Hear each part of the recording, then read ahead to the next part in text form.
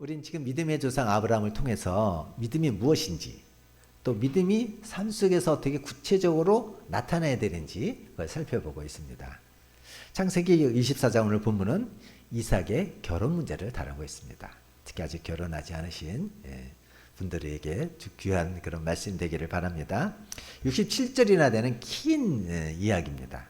이 속에서 오늘 1절부터 9절에서 하나님께서 우리에게 주시는 그 메시지를 나누길 원합니다. 사람들은 결혼해서 아이를 낳고 나면 육아가 참 어렵다고 합니다. 그래서 참 우리 아기 낳는 거를 하나 둘 이렇게 정도만 낳고 마는데요. 그러나 육아보다 더 힘든 것이 아이 대학 보내는 거래요. 대학 보낼 때 얼마나 고생이 많습니까? 대학 보내고 나면 애 다 키운 것 같습니다. 근데 대학 보내는 것보다 더 힘든 게 있답니다. 자녀를 결혼시키라는 겁니다. 저도 이렇게 공감하고 있습니다. 우리가 예수도 잘 믿고 또 교회 출석도 잘하고 봉사도 잘하지만 그냥 실제적으로 믿음이 내 삶 속에서 역사해야 되는데 특히 결혼 문제에 있어서 많은 사람들이 믿음이 있다고 하면서 그 결혼 문제에 있어서는 믿음이 있는 모습이 전혀 보이지 않는 것을 우리가 보게 됩니다. 아브라함은 자기 자녀 이삭의 결혼 문제를 어떻게 믿음으로 다루고 있는지 한번 살펴봅니다. 1절 같이 보겠습니다. 시작. 아브라함이 나이가 많아 늙었고 여호와께서 그에게 범사의 복을 주셨더라. 여기서 아브라함이 나이가 많았다 그랬는데 지금 몇 살쯤 됐을까요? 창세기 25장 20절에 보면 이삭이 결혼한 나이가 40세입니다. 그러나 아브라함은 몇 살이에요? 100살 차이니까 140세죠. 아브라함이 137살에 아내 사라가 죽었습니다. 그러니까 지금 혼자 살기 시작한 지 3년째 되는 거예요. 여호와께서 그에게 범사에 복을 주셨다고 그랬습니다. 범사에 모든 일에 복을 주셨다. 근데 이 말이 히브리 원어에 의하면 늙은 아브라함이 모든 면에서 걸쳐서 안정을 누리게 되었다. 그런 의미입니다. 여러분 아브라함이 140년을 살아온 삶을 우리가 계속 보고 있으니까 잘 아시죠? 물론 이렇게 가나안 땅에 오기 전 75년 삶을 우리가 잘 알지 못하지만 그 이후의 인생 우리가 잘 알고 있습니다. 보게 하나님께서 아브라함을 부르십니다. 내 고향 친척 아버지 집을 떠나 내게 지시한 땅으로 가면 내가 복 주겠다. 그렇게 하나님의 복을 받고 가나안 땅으로 이주했습니다. 근데 하나님께서 아브라함을 복된 길로 부르셨다고 해서 그 길이 항상 평탄하지만 않았죠. 가나안 땅에 서서 맨 먼저 만난 게 뭐였어요? 극심한 기근 아닙니까? 그 기근 피해서 이집트로 피해 지나갔는데 어떻게 했어요? 아내를 바로에게 뺏깁니다. 하나님의 극적인 계획으로 아내를 되찾고 다시 가나안 땅에 왔는데 이번에는 뭐예요? 자식 같은 조카 롯이 신하의 길을 벗어나는 걸 아픔을 겪게 됐습니다. 또 그랄로 이사 갔는데 거기서 아내를 또 뺏깁니다. 그래서 우물을 팠다가 그랄 사람에게 뺏깁니다. 하갈에게서 아들 이스마엘 낳고 기쁨을 누렸는데 또 내보내야만 했습니다. 그런 풍상을 다 겪은 후에 아브라함이 나이가 많아졌을 때 하나님께서 그에게 범사의 안정을 누리게 해주셨어요. 여러분 안정은 나이 들어서 누리는 거예요. 젊어서부터 안정된 삶, 편안한 삶 누리려고 하면 그 사람은요 여유간의 삶이 썩어버립니다. 마약, 섹스 이런 거에 취해버립니다. 우리가 젊었을 때 또 우리 육신이 이렇게 움직이고 있을 때 우리가 누려야 되는 복은 뭐예요? 헌신의 복, 봉사의 복, 하나님과 교제하는 복이에요. 그래서 내가 젊어서부터 편안하고 안정된 삶을 살려고 하면 사실 우리가 이 땅에 태어나서 몇십 년 살다가 이 땅에서 사라져 가는데 나의 거쳐가는 이 삶이 이 땅에 무슨 유익이 되겠어요? 그래서 나 혼자 안정을 위한다고 하면 그냥 태어나서 이 땅 한 부분을 더럽히다가 가는 거예요. 그러나 내가 젊었을 때 헌신의 복을 누리고 봉사의 복을 누리고 이 세상을 위해서 하나의 도구로 쓰임받는 삶을 사는 복을 누리다가 나이가 들어서 하나님께 주시는 그런 안정 속에서 우리가 일생을 마무리한다면 우리가 이 땅의 삶으로 많은 사람들에게 유익이 돌아갈 것입니다. 이 땅 어느 부분인가 새로워질 것입니다. 그래서 아브라함은 헤브론에 살 때 뭐라고 그랬어요? 하나님과 교제하는 삶을 사는 것을 목적으로 했어요. 안정을 목적으로 하지 않았어요. 그래서 하나님께서 그가 나이 들었을 때 그에게 범사의 안정을 주셨던 거예요. 2절 같이 봅니다. 아브라함이 자기 집 모든 소유를 맡은 늙은 종에게 이르되 청하건대 내 허벅지 밑에 내 손을 넣어라. 여기서 늙은 종은 나이가 많은 그런 종일 뿐만 아니라 가장 경륜이 깊은 종, 그런 의미를 갖고 있습니다. 아브라함은 가장 신임해서 자기의 모든 재산을 맡은 늙은 종에게 내 허벅지 밑에 내 손을 넣으라고 합니다. 근데 여기서 허벅지는 남자의 생식기를 뜻합니다. 옛날 히브리 사람들은 계약을 맹세할 때 어떻게 했어요? 짐승을 쪼개놓고 당사자 그 가운데로 지나갑니다. 그래서 만일 어느 한쪽이 약속을 어기면 이 짐승처럼 죽는다, 그런 의미였다고 그랬죠.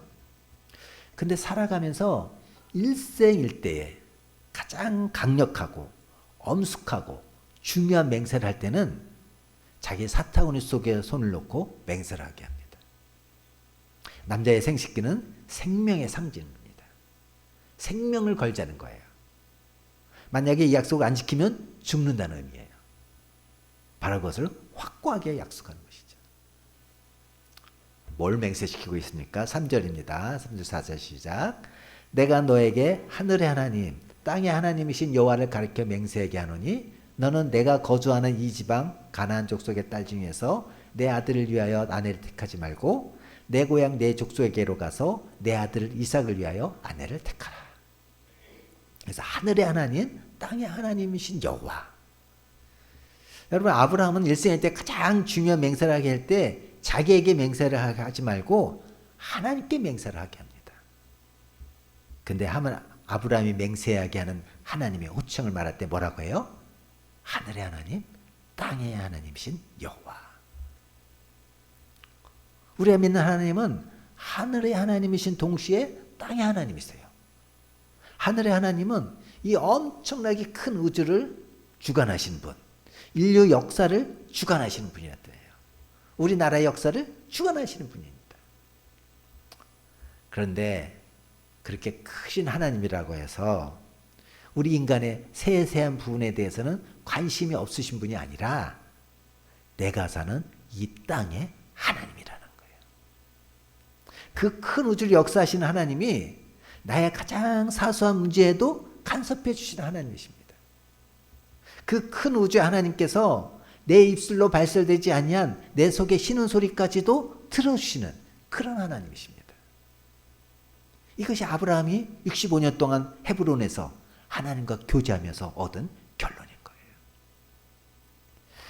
학자들은 아브라함이 신임했던 이 늙은 종을 아브라함이 창세기 15장에서 자기가 아들을 낳지 못하니까 우리 집에 있는 다메섹 엘리에셀을 상속자로 삼으려고 했던 바로 그 엘리에셀로 보고 있습니다.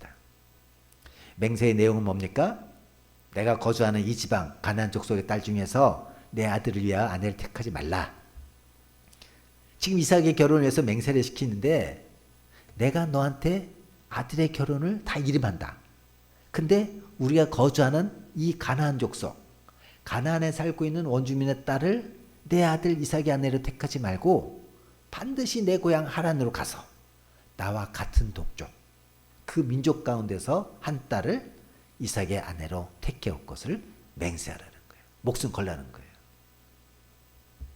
우리는 여기서 중요한 두 가지를 깨닫게 됩니다. 짐승을 쪼개서 맹세하는 게 아니라 사타구니 밑에 손을 놓고 맹세하는 것은 일생일대의 가장 큰 맹세라고 말씀드렸습니다. 여러분, 성경에 보면 이삭의 아들 야곱이 이런 맹세를 하게 하는 것을 볼 수가 있거든요. 창세기 47장 29절 30절입니다. 시작. 이스라엘이 죽을 날이 가까우매 그의 아들 요셉을 불러 그에게 이르되 이제 내가 내게 은혜를 입었거든 청하노니 내 손을 내 허벅지 아래에 놓고 인애와 성실함으로 내게 행하여 애굽에 나를 장사하지 아니하도록 하라. 내가 조상들과 함께 눕거든 너는 나를 애굽에서 메어다가 조상의 묘지에 장사하라. 요셉이 이르되 내가 아버지 말씀대로 행하리이다. 야곱은 지금 자기 아들 요셉에게 자기의 사타구니에 손을 놓고 맹세하라고 합니다. 뭐예요? 내가 죽고 나면 절대로 애굽 땅에 장사에 지내지 말고 조상의 묘지에 장사하라. 조상의 묘지는 어디예요? 에브론, 막벨라, 구리죠. 아들이 지금 애굽의 총리입니다. 그러니까 자기 아버지 위해서 애굽에서 얼마나 멋진 무덤을 만들어 줄 수 있겠습니까? 근데 내 생명 걸고 맹세하라는 거예요. 나는 절대로 여기 매장하지 말고 내 할아버지 아브라함, 내 아버지 이삭이 있는 그 가나안 땅, 하나님께서 우리에게 약속하신 그 가나안 땅에 있는 막벨라 굴로 내 시신 가지고 가서 매장한다고 내가 생명을 걸고 맹세하라는 거예요. 31.5입니다. 시작. 야곱이 또 이르되 내게 맹세하라 하매 그가 맹세하니 이스라엘이 진상머리에서 하나님께 경배하니라. 야곱은 지금 믿음의 조상 아브라함의 손자로서 자기의 죽음을 후손들을 위한 가장 위대한 신앙의 메시지로 승화시키고 있습니다. 나를 여기 묻지 말고 너희들이 돌아갈 곳이 어딘지를 분명하게 하는 이정표로 나를 거기 가서 매장하라. 여러분, 야곱은 147년 살았는데 그 생애 동안 이런 적이 없었습니다. 마지막 순간에 일생에서 이것보다 더 중요한 일이 없다고 생각하고 아들에게 내 사타구 밑에 손을 놓고 생명을 걸고 맹세라고 했습니다. 지금 아브라함은 140년을 살았습니다. 한 번도 아브라함이 그런 맹세를 다른 사람에게 시켜본 적이 없습니다. 자기가 믿는 늙은 종에게 내 생명 걸고 맹세하라 하라는데 그 맹세의 내용이 뭐예요? 자식 결혼 문제예요. 여러분, 자식 결혼 이렇게 중요하게 생각하십니까? 아브라함은 자기 일생에서 가장 중요한 문제를 자식 결혼 문제라고 생각했습니다. 왜 그럴까요? 하나님께서는 결혼을 두 사람이 만나서 두 인생을 사는 게 아니라 둘이 한 몸이 되는 것이라고 말씀하셨기 때문이에요. 하나님은 남자와 여자를 짝지어 주시고 그때부터 그 두 사람을 둘로 보지 않고 한 몸으로 보십니다. 결혼은 둘이서 한 인생, 한 몸을 사는 거예요. 따라서 둘이 모여 한 몸을 이루는데 누구하고 만나서 한 몸을 이루느냐에 따라서 그 몸이 달라지는 거예요. 그 몸이 향기로운 몸이 될 수 있고 악취나는 몸이 될 수도 있고 영광스러운 몸이 될 수도 있고 수치스러운 몸이 될 수도 있고 진리의 몸이 될 수도 있고 타락의 몸이 될 수도 있습니다. 아브라함은 그 자식의 결혼을 이렇게 중요하게 생각했습니다. 아브라함의 생명 걸고 맹세하게 한 자기 자식의 결혼에 대한 내용이 뭐예요? 가나안 딸이 아니라 내 동족의 딸이라 된다는 거예요. 같은 근본의 딸이어야 된다는 거예요. 그걸 맹세시켰어요. 아브라함이 가나안 땅에 65년 살았다고 그랬죠. 가나안 땅을 아브라함은 다 압니다. 가나안 원주민 다 우상 섬깁니다. 비인격체인 우상을 섬기는 그들이 도덕적이고 윤리적인 삶을 살겠어요? 비인격적인 우상을 섬기면 도덕과 윤리는 거리가 멀어집니다. 그래서 당시 가나안은 성도덕이 떨어졌어요. 그래서 어떻게 했어요? 소돔과 고모라 그 성을 완전히 멸망시키지 않았습니까? 이처럼 가나안은 성도덕이 전혀 확립되어 있지 않았어요. 그래서 아브라함은 이런 사람들 딸은 안 된다. 내 동족의 딸, 근본이 같아야 된다. 이게 뭐 요새 말로 한국 사람끼리만 결혼해야 된다 그런 게 아닙니다. 이건 뭐예요? 같은 근본이라는 것은 같은 믿음이라는 거예요. 같은 믿음의 사람이 아니고는 안 된다는 거예요. 그것을 지금 자기 늙은 종에게 생명을 걸고 맹세를 시킵니다. 여러분 자녀들에게 너 믿지 않는 사람하고 결혼 절대 안 된다. 나 죽는 꼴 보기 전에는 그런 일 수 없다. 그렇게 자녀들에게 교육시킵니까? 많은 그리스도인들이 믿음을 중요시하고 아브라함을 존경하고 사라를 존경합니다. 근데 막상 자기 자식 결혼시킬 때는 믿음을 중요한 기준으로 보지 않고요. 세속적인 기준을 봐요. 당사자들도 마찬가지예요. 이 세상에서 좀 더 돈 많고 좀 더 높은 지위에 있는 것을 찾습니다. 근데 이런 세상적인 조건을 갖추어서 결혼하면 좀 더 잘 입고 잘 먹고 편안하게 살겠죠. 그런데 평안이 없어요. 세속적인 가치에 따라 결혼해서 평안을 누린 사람 찾기 힘듭니다. 아브라함은 그걸 맹세시켰어요.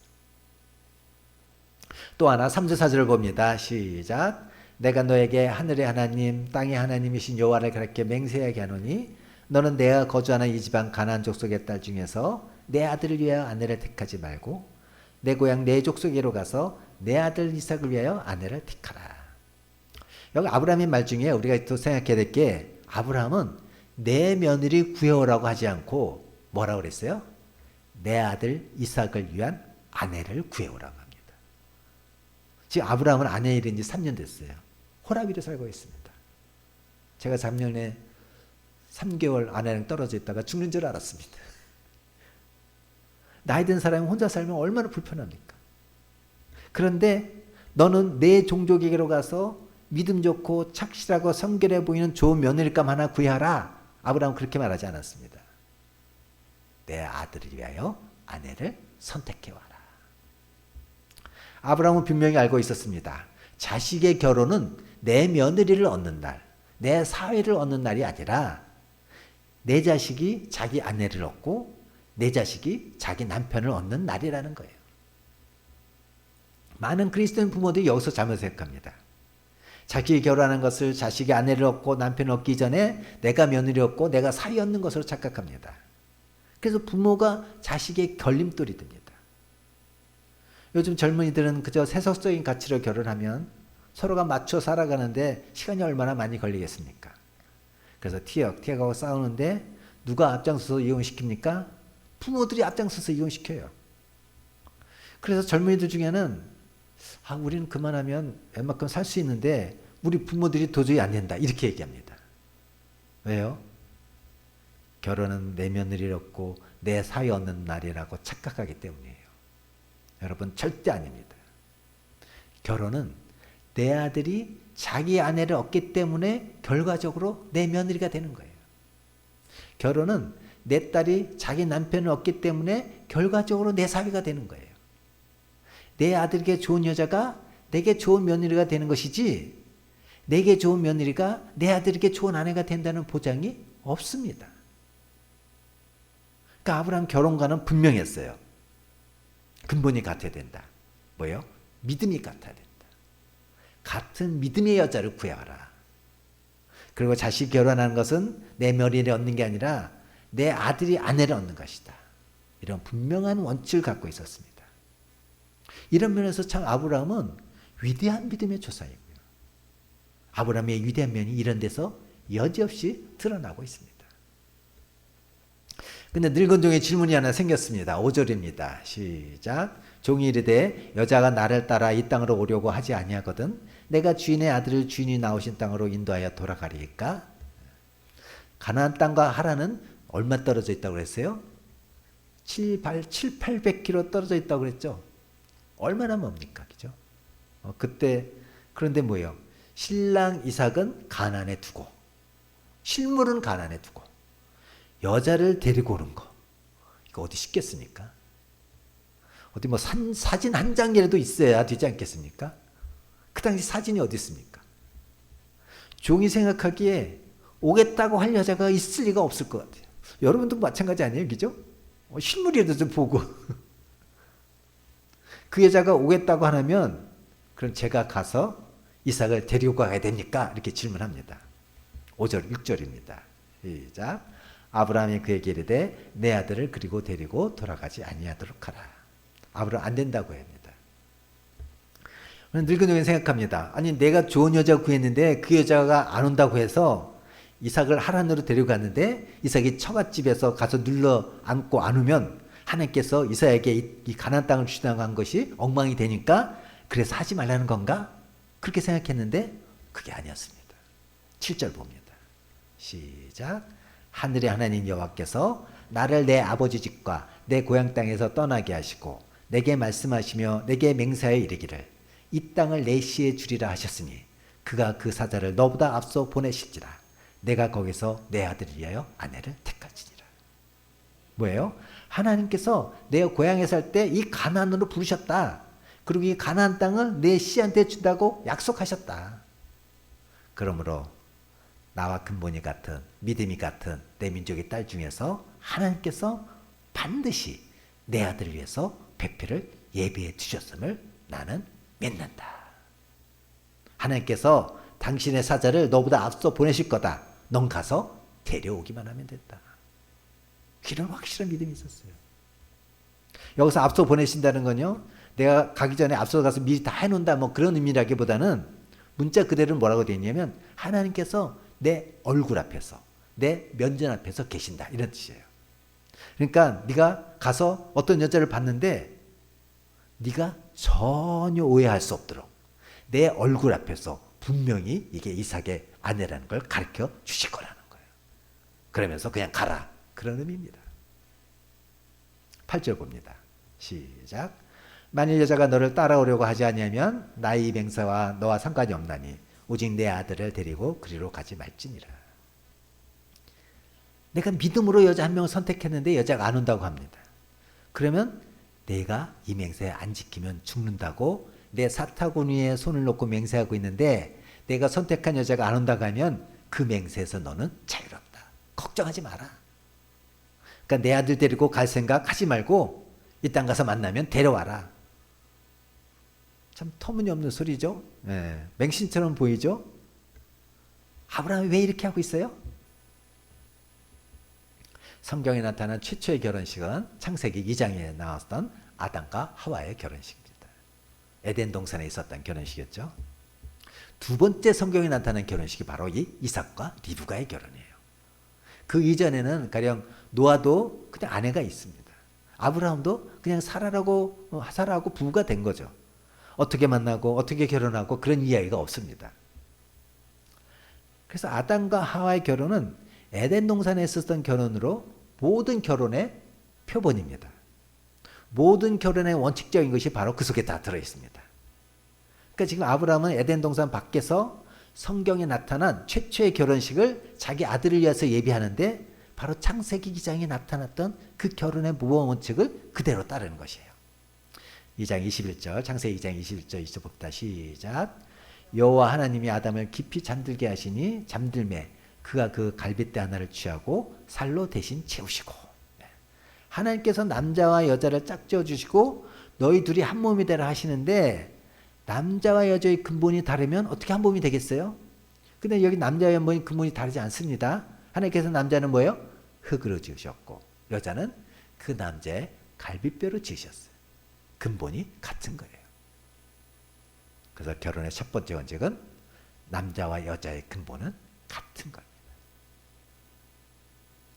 그래서 아브라함은 늙은 종에게 절대로 근본이 다른 믿음이 없는 그 가난한 여자는 안 된다. 믿음의 근본이 다르면 안 된다. 근본이 같은 갈빗뼈 그 사람을 가서 찾아와라. 2장 22절입니다. 시작. 여호와 하나님이 아담에게서 취하신 그 갈빗대로 여자를 만드시고 그를 아담에게로 이끌어오시니. 하나님이 아담을 깊이 잠들게 하셨습니다. 요즘 말로 하면 마취한 거죠. 그리고 갈빗뼈를 가지고 여자를 만드셨습니다. 상식적으로 생각하면 누구를 누구에게로 데리고 가야 돼요? 남자를 여자에게 데리고 가야 될 것 같죠. 근데 하나님은 거꾸로예요. 여자를 남자에게 데리고 가셨어요. 결혼의 두 번째 원칙은 여자로 하여금 남자를 향해서 결심하게 하십니다. 하나님의 원칙은 남자로 하여금 여자를 향해서 결심하게 하는 것이 아니라 여자로 하여금 남자를 향해서 결심하게 만듭니다. 하나님께서 남자를 돕는 배필로 여자를 만드셨잖아요. 여자가 세상의 것으로 남자를 돕느냐 하나님의 말씀으로 돕느냐에 따라서 인생이 달라집니다. 여자가 남자를 돕는 건 남자만 돕는 게 아니라 여자와 남자가 한 몸이니까 결국 자기를 돕는 거예요. 자기 인생을 완성시키는 것입니다. 그래서 남자가 여자를 매일매일 따라가면서 결혼하는 것도 참 아름다운 일이지만 그러나 여자가 결심하기 전까지는 건실한 가정이 될 수가 없어요. 잠언 14장 1절입니다. 시작. 지혜로운 여인은 자기 집을 채우되 미련한 여인은 자기 손으로 그것을 허느니라. 여러분 솔로몬이 얼마나 막강한 군대와 권력을 갖고 있지 않았습니까? 그런데 그 솔로몬이 뭐라 그래요? 그 권력으로도 그 군대로도 내 집을 바로 세울 수 없다. 그렇게 고백합니다. 여자가 세우는 거예요. 그래서 하나님께서는 여자가 결단하도록 여자가 진리에 서서 바르게 가정을 지킬 때 그 가정이 바르게 되도록 하나님의 법칙을 만드셨어요. 아브라함은 그것을 믿는 거예요. 내 아들이 안 가도 하나님께서 그를 반드시 결심하고 오게 하는 여자가 있다는 것을 믿는 거예요. 부모 믿음이 참 중요합니다. 2장 24절입니다. 시작. 이러므로 남자가 부모를 떠나 그 아내와 합하여 둘이 한 몸을 이룰지로다. 남자가 부모를 떠나 아내와 합하여 둘이 한 몸을 이룰지다. 떠나야 합니다. 결혼의 세 번째 원칙은 내 자식을 내 마음속으로부터 떠나 보내주고 독립시키는 거예요. 아브라함은 결혼을 며느리를 맞는 게 아니라 내 자식을 보내는 것임을 알았어요. 그래서 내 며느리 데려오라고 말하지 않고 내 아들의 아내를 선택해서 데려오라고 얘기합니다. 부모를 떠나서 둘이 한 몸이 되라. 이게 뭐 가정 형편이 안 되는데 모든 민문 부모는 굳이 자식을 분가시켜야 된다. 뭐 그런 의미가 아닙니다. 같은 집에서 살 수 있습니다. 리브가가 와서 어떻게 살았어요? 돌아가신 그 시어머니 장막에서 살았습니다. 아브라함과 같은 집에서 삽니다. 그런데도 아브라함은 마음속으로 떠나보냈습니다. 마음속으로 독립시켰어요. 창세기 24장을 기점으로 이삭이 결혼하는 것을 기점으로 이 아브라함에게는 이제 슬며시 사라집니다. 시대가 바뀌는 거예요. 아브라함은 결혼은 철저하게 내 자식을 내 마음속에서부터 떠나 보내주고 독립시켜 주는 거라는 거. 이 하나님의 법칙을 알고 있었기 때문에 아브라함은 시아버지지만 이삭의 아버지이지만 그 젊은이들의 인생에 한 번도 장애물이 되거나 걸림돌이 되지 않았습니다. 이처럼 철저하게 하나님의 법칙에 따른 믿음으로 자기의 늙은 종에게 너 생명 걸고 맹세하고 이삭 실물은 여기 두고 가서 내 아내를 위한 아들을 위한 아내를 선택해 와라 이렇게 맹세를 시켰습니다. 9절입니다. 시작. 그 종이 그의 주인 아브라함의 허벅지 아래에 손을 놓고 일에 대하여 그에게 맹세하였더라. 아브라함의 늙은 종은 내가 주인의 동족에게 가서 거기에서 믿음이 같은 여자를 데리고 오겠다 이렇게 맹세를 했습니다. 이 종은 앞에서 신랑도 안 데려가는데 따라온 여자가 있겠습니까? 의문이 있었는데 이제는 믿습니다. 여러분 한 사람의 믿음은 이렇게 전이 되는 거예요. 죄도 전이 되고 믿음도 전이 됩니다. 하와가 선악과 따먹고 나서 자기 남편을 공범으로 끌어들였잖아요. 죄의 확산성이거든요. 믿음도 똑같아요. 믿음도 확산됩니다. 예루살렘 성전 미문 앞에 날 때부터 안진뱅이가 있었습니다. 요한과 베드로에게 구걸을 하니까 베드로가 형제여 나에게 은과 금은 없지만 나에게 있는 것을 당신에게 줍니다. 나사렛 예수의 이름으로 걸으십시오. 그리고 손을 잡았습니다. 그때 베드로의 믿음이 안진뱅이에게 전이 되는 것입니다. 그 믿음으로 안진뱅이가 예수 그리스도 안에서 일어서는 거예요. 지금 주인의 이야기를 믿음이 전혀 없이 듣던 이 늙은 종이 그 주인의 믿음이 전이됨으로 인해서 그 말을 믿습니다. 그리고 좋습니다. 내 생명 걸고 맹세하겠습니다. 가서 데려오겠습니다. 그래서 여러분 믿음의 사람 옆에 있는 사람들을 복되다고 하는 거예요. 내가 바른 믿음을 갖고 있을 때 내 믿음은 내 주위 사람들에게 전이 되는 것입니다. 내 믿음이 전이 되면 그들의 인생이 바뀌어지는 겁니다. 여러분들은 여러분들의 잘못된 삶을 사는 그 삶을 전이시키고 있습니까? 아니면 하나님 앞에서 바로 세워가는 믿음을 전이시키고 있습니까? 물론 후자가 돼야겠죠. 그게 뭐예요? 제자 낳는 삶을 살아가는 거예요. 오늘 이삭의 결혼장인 창세기 24장의 첫 단락인 1절부터 9절을 통해서 우리가 얻을 수 있는 메시지가 무엇입니까? 첫 번째, 결혼은 철저하게 믿음으로 시작한다. 세속적인 조건으로 결혼이 시작되지 않습니다. 조건으로 결혼이 시작되면 조건이 달라지면 결혼은 문제가 생기는 것입니다. 믿음으로 시작돼야 됩니다. 두 번째, 결혼은 당사자들의 믿음도 중요하지만 주위 사람, 특히 부모의 믿음이 더 중요해요. 아브라함처럼. 누구 믿음이 더 중요할까요? 주위 믿음이 더 중요합니다. 부모의 믿음이 더 중요합니다. 중매쟁이가 하든 또 자기네끼리 연애들 하든 뭐 친구나 지인이 소개를 했든 내 자식이 딸이든 아들이든 결혼할 상대가 확정이 되면 하나님께서 짝지으셨다는 하나님을 믿기에 그 사람을 믿어야 되는데 그 믿음은 부모들이 먼저 믿어야 된다는 거예요. 부모는 항상 자식과 나이 차이만큼 인생을 앞서가지 않습니까? 그러니까 부모 눈에는 내 몸에서 나온 자식은 항상 모자라 보일 수 있습니다. 왜요? 난 항상 앞서가 있으니까. 그래서 남의 자식을 데리고 왔는데 내 사위든 며느리든 어떻게 온전할 수가 있겠어요? 내 자식이 불완전과 같이 똑같이 그 자식도 불완전한 것입니다. 그것을 불완전한 며느리, 불완전한 사위로 보면 부모가 자식들의 삶에 걸림돌이 될 수 있는 것입니다. 믿어야 되는 겁니다. 저도 제 며느리 때 며느리 아들 앞에 놓고 딱 얘기했습니다.